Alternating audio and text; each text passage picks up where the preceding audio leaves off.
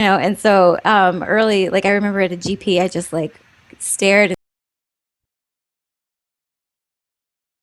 Sorry, we had to cut the interview short, guys. We've got your top four feature match ready to go already. It was quick. That was the last game rolling. So back in the seat, we've got Will Hochman and Esper Dragons, who we saw last round, and we've got him going up against Tuan Nguyen playing Abzan plus blue mid range. We saw Tuan earlier in the day as well playing this awesome mid range esque style deck, and it was very cool.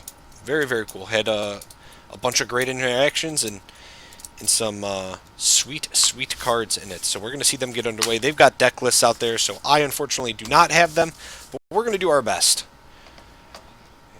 Will Hochman managing to have a great game against Peter Tragos last round, so we'll have to see what he can do now. Matched up here against a deck that doesn't need a whole lot of setup, just needs to resolve great creatures and become aggressive.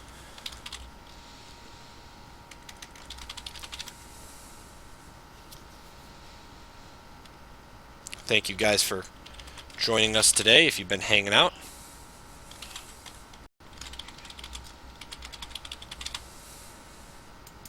It's definitely been fun.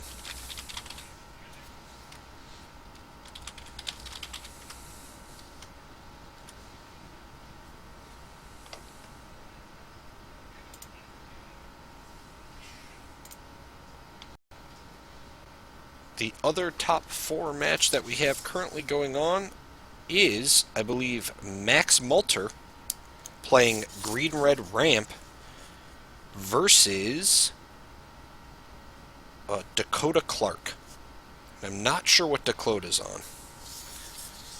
So Dakota beat Casey. Wynn beat Alexander Hamilton. We saw Will beat Peter Tragos earlier. And then it looks like Max Multer beat Jackson Smith. So we'll go ahead and move on to this top four match and see what these players have to offer.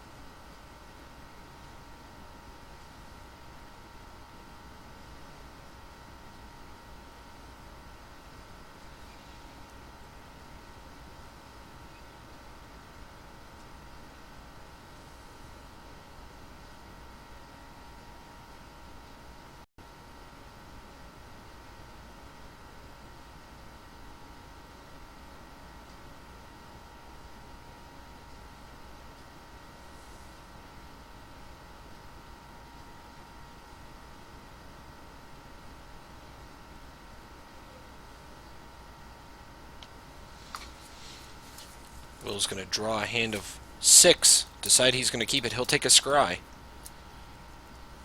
That card is trying to find a tome on the top or bottom of his deck.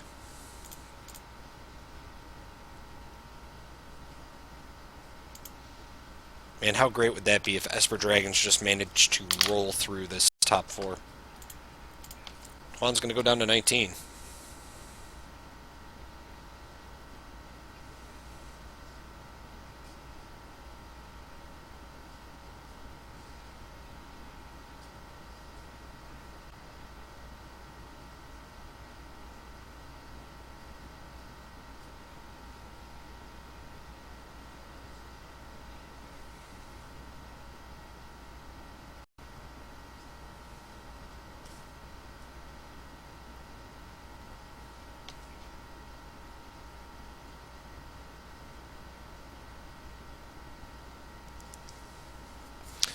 Well, this is top 4 currently. Top 8 again, deck-wise, was Rally, Green Red Ramp, Abzan, Splash Blue, which is Tuan Nguyen, what we're seeing now.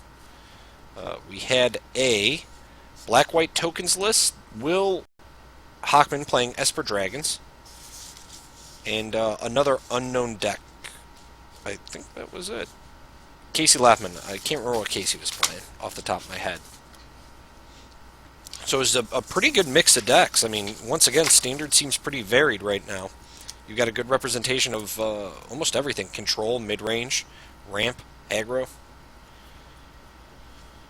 So, Heir to the Wild's going to get in here, cause some damage. We're going to drop down to 16.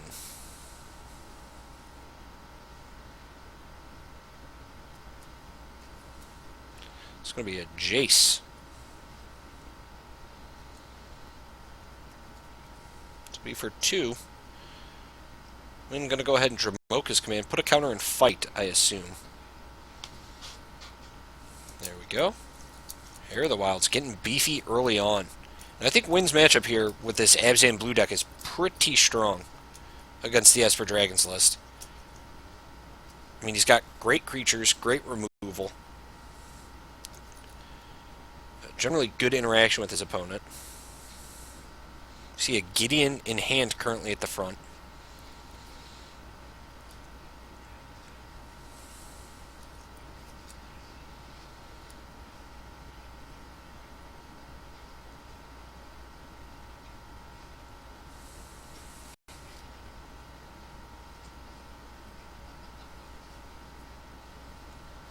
This looks like we'll get a fetch here.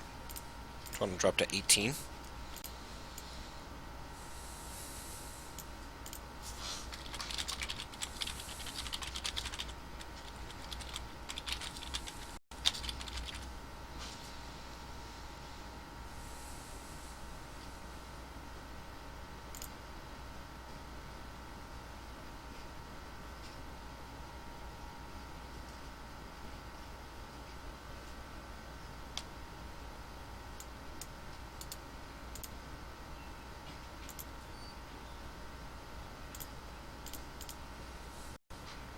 Holy cow. Advancing the board state quickly. We've got a Gideon producing ally tokens on the run here. Will's going to be down to 13 after the attack from the Heir of the Wilds. Has a Foul Tongue invocation in hand. Not sure if he's got a dragon, though. I think he's got a Silumgar the Drifting Death in hand.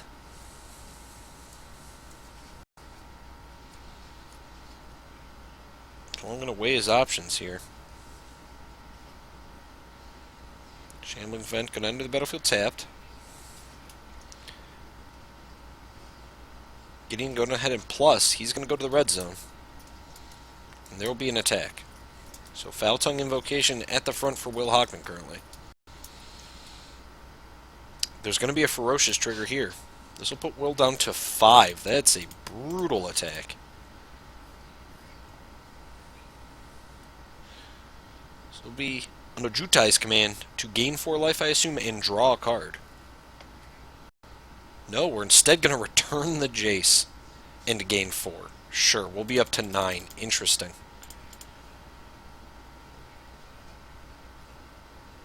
We now have access to Silumgar the Drifting Death if we'd like, or the Foul Tongue invocation. Going to take the Silumgar line to give ourselves a blocker.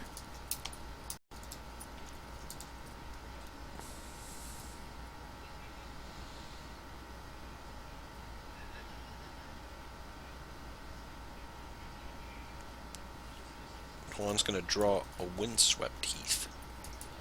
Play his land for turn.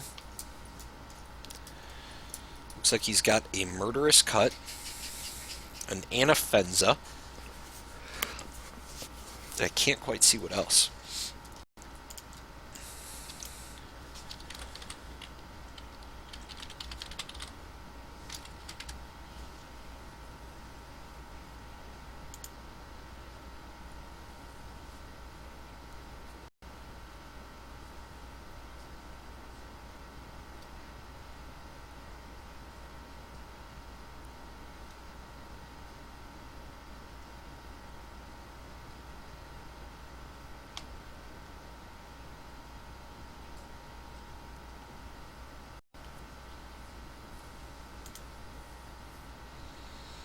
I was going to drop down here to 5.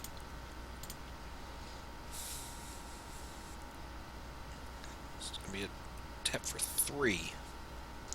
Anafenza will hit the field. Will's still sitting. with the Foul Tongue invocation in hand, ditches a dig through time. Draws for turn, finds an additional shambling vent.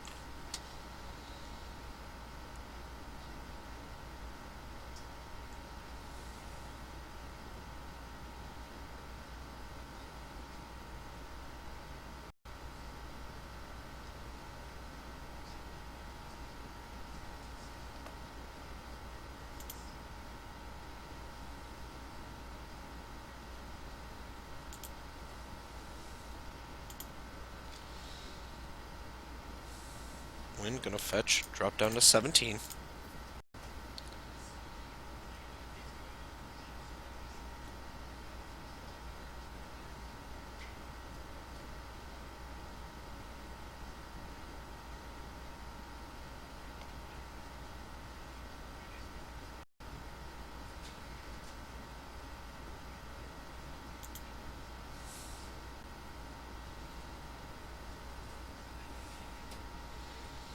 Will Hochman backed into a corner here. The Abzan mid-range deck doing a really good job of setting up an aggressive board early on of creatures that aren't necessarily hard to remove. There's just all value. Silumgar the Drifting deck, Jace untapped. Tuan's checking out Aiel in his hand. Probably going to decide if he wants to go to combat here and just push into the red zone.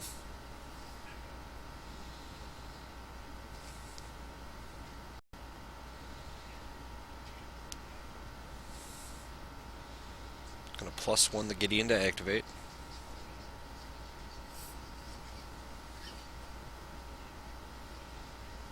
I think Tuan has 2 other Anafenzas in hand. Jeez. Everything's coming in the red zone. Anafenza will trigger. He's going to decide to put the +1/+1 counter on the Knight Ally token. Will, looking at what looks to be a Murderous Cut and Foul Tongue now in hand. So 2 forms of removal here for him.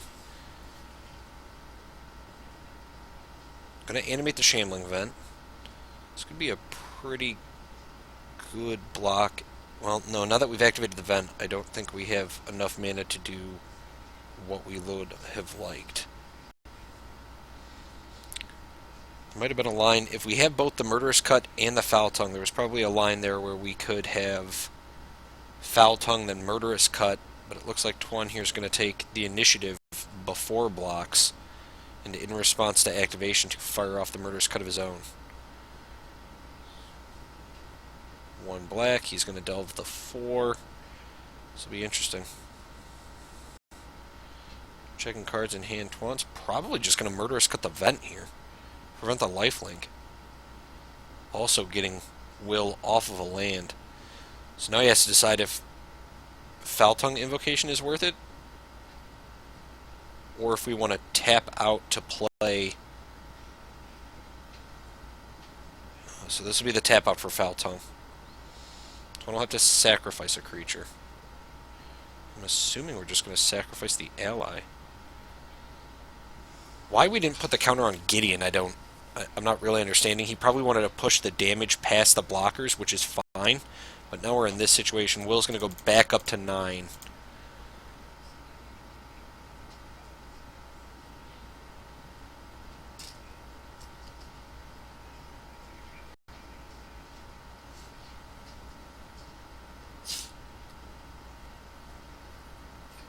Tuan saying, hey look, I don't think that Shambling Vent's supposed to go to the yard. It was a creature when it died.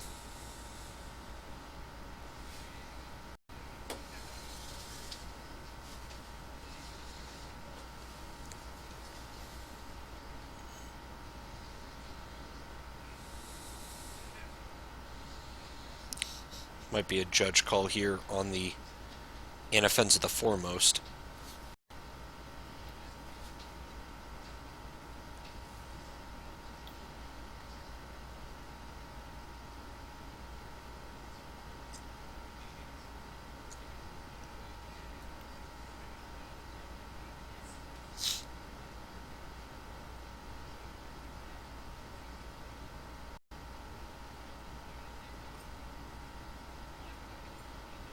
we're going to go down to 5 now.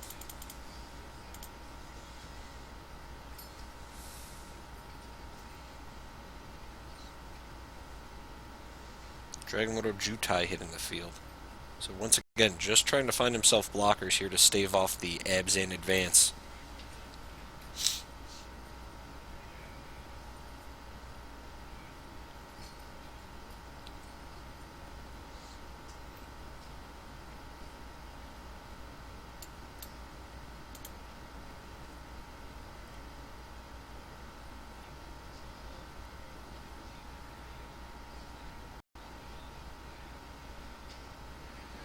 Gideon gonna activate.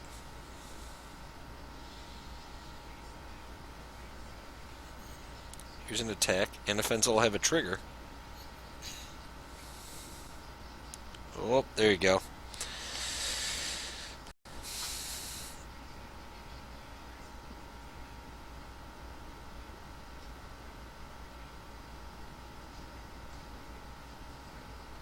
Interesting. Did he not get to place his trigger?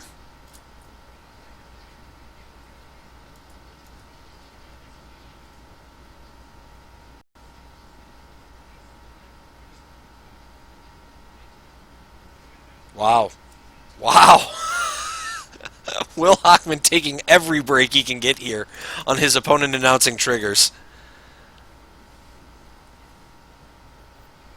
Oh, jeez.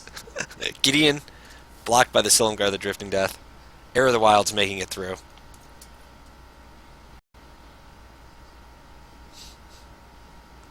There's your Eiley.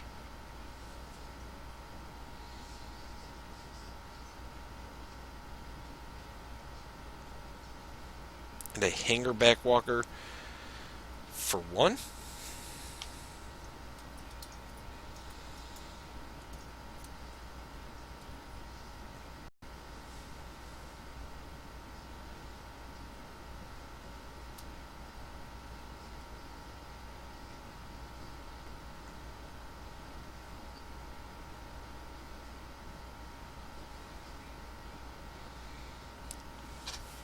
This will be Jace.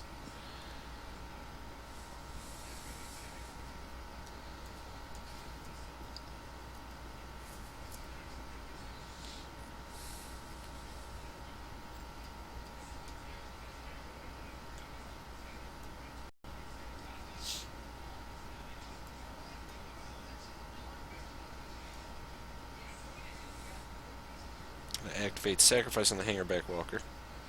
Get a 1/1 Thopter.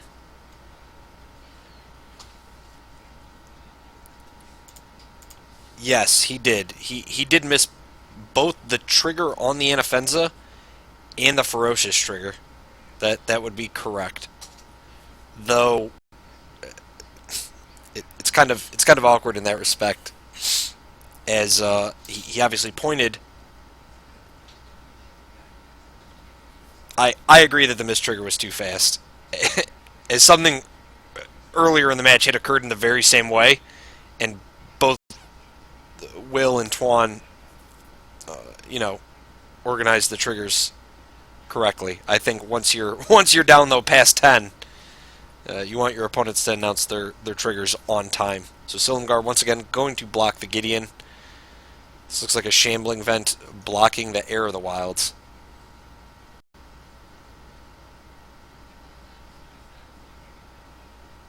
And no matter which way you spin it, Will's going to be down to 1, and he's losing more and more creatures.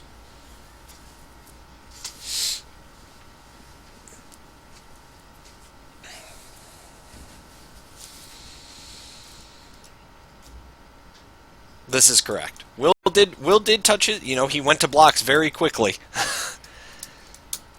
It is up to Tuan to recognize those triggers, obviously.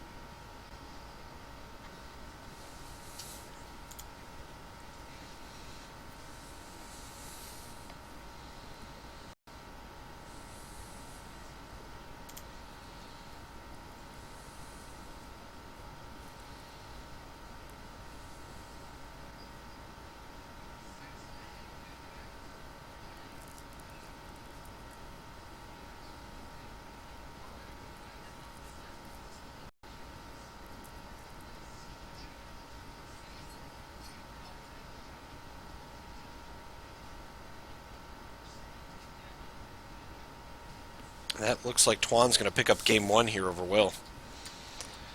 Moving on to game number two shortly. That was a hard-fought battle there. Both players going to receive each other's deck lists. This is kind of what I was thinking. The Esper Dragon's deck is going to have a tough time with all of the value that the Abzan Blue mid-range deck can kind of push forward.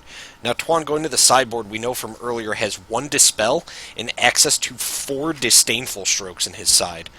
So if Will thinks he's going to skirt by without ever having to battle against counter magic, I think he's going to come to a harsh reality. Like, that was definitely a tough game for him.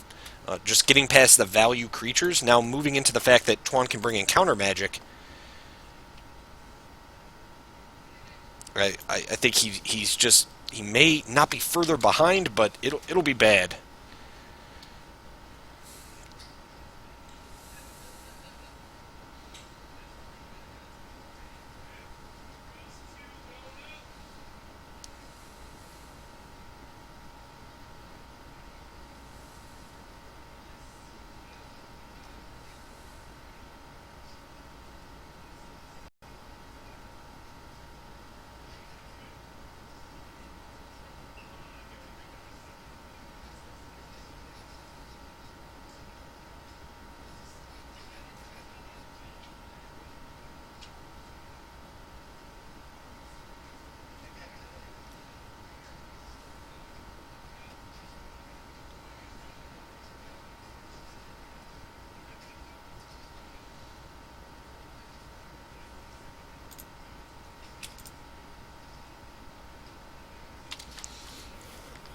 I would agree, but you never know. You never know how a player's going to take certain things when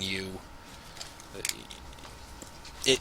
Like I said, once you get below a certain life total, I think things become very different for each player. But it's how it played out. So sure, it would have ended the game sooner, but things got where they were going inevitably. I mean, Tuan had a fairly large lead there.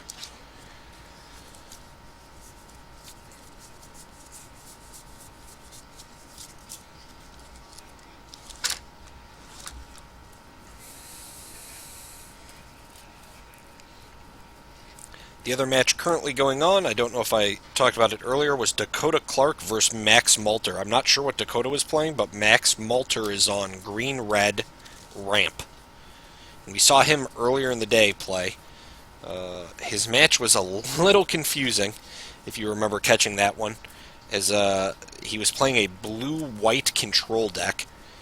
It was kind of an unknown deck for fairly good reasons, but nevertheless, the game was all right. It was just the resolution of triggers during a cast of an Ulamog caused a frenzy in chat. People went bananas.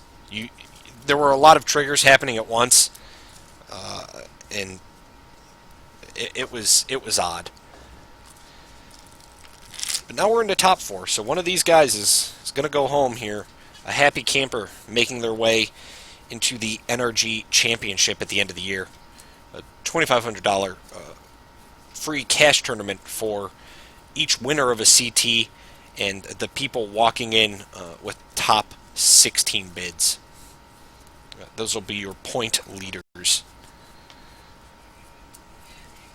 And I don't know about you guys, but I'm itching to play some Magic. I haven't played Magic all day. I've been here in the booth, talking to everybody, having some fun.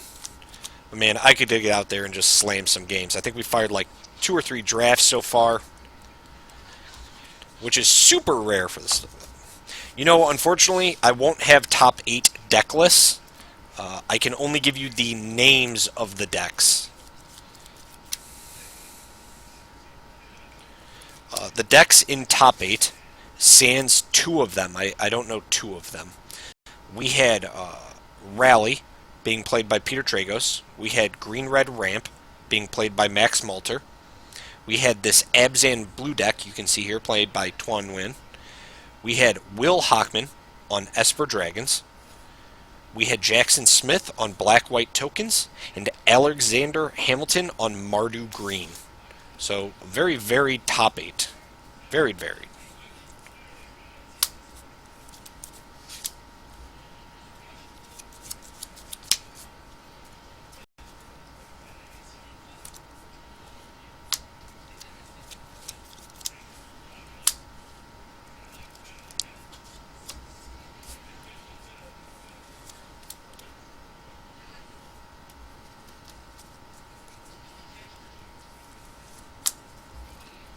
So it was a good top 8.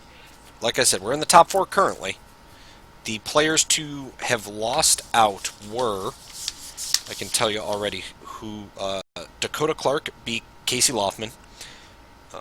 Tuan Nguyen beat Alexander Hamilton.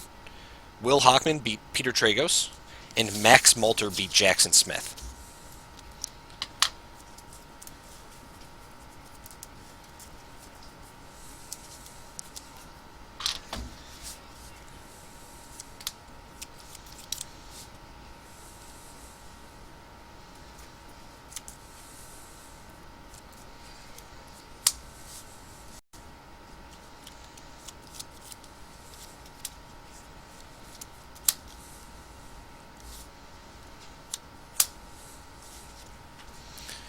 And we are already on to game number 2.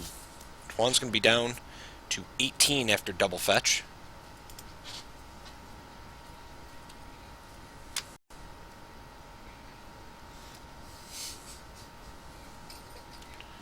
Heir of the Wild's already out.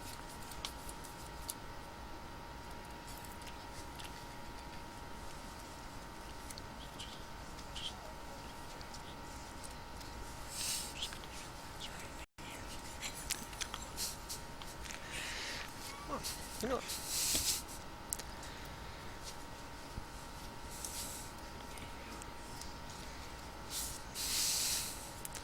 is a Jace coming out for Will Hochman, trying to figure out what mana he wants to tap here.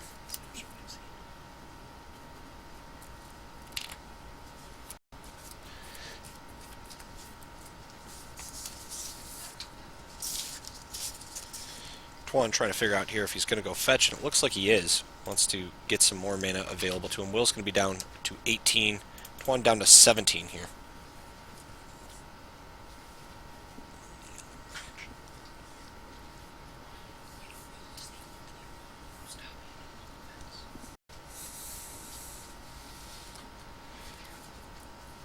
Tuan looking through the deck, trying to find what land he needs. That's got to be hard for these decks.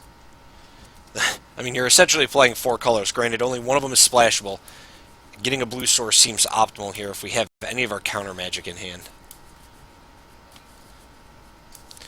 Was just notified by our table judge that Will Hochman is the only player so far in the history of the NRG Championship Trials to have top-8'd both events. So he's definitely got to be high in the points leaderboard for the championship at the end of the year. Tuan's going to check his hand one more time. We see the Disdainful Stoke. It's right up front. He'll have a draw. Shambling Vent it is.